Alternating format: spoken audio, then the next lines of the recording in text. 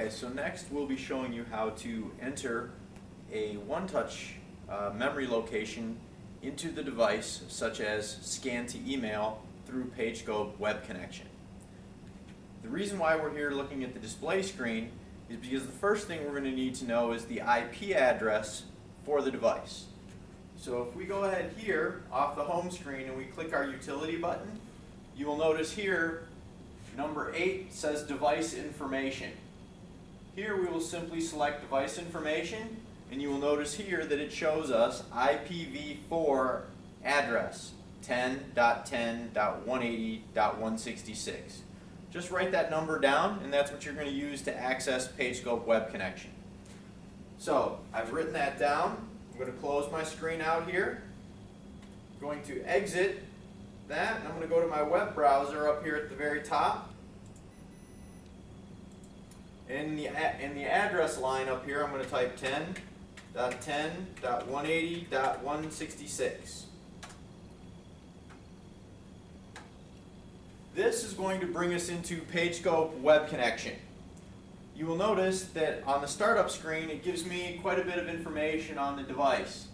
How much toner I have in the device, what paper is in the specific drawers, and the information as far as the email address of the administrator located here. What we're going to be interested in doing is going into the last tab here, which is the Store Address tab on the far right hand side at the top of this bar. So we're going to go ahead here and select Store Address. You will notice there are several addresses already stored in this device. So what I'm going to do now is I'm simply going to select New Registration. I would like to have an email set up as the new one-touch that I'm going to set up, so I click OK.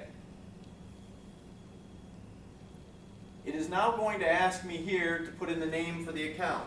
So I'm just going to type in my name, John Lechner. The next thing under Index here is where do you want that to appear? So I'll select L for my last name, and I'll also check the main button, which means when I select the address book, it will be one of the main selections that show up on our display screen.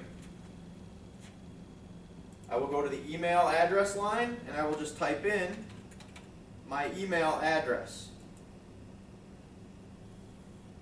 Once I've finished that, I scroll down and I click OK.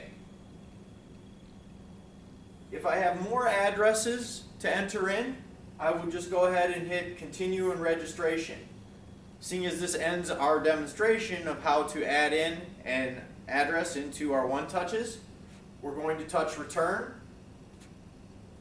You will notice when I scroll down on my list, you'll see there I am at number 20, John Lechner, set up as an email address. From here, all I have to do is exit out of my web browser, and I have completed entering a one-touch into the address book for the machine. Thank you.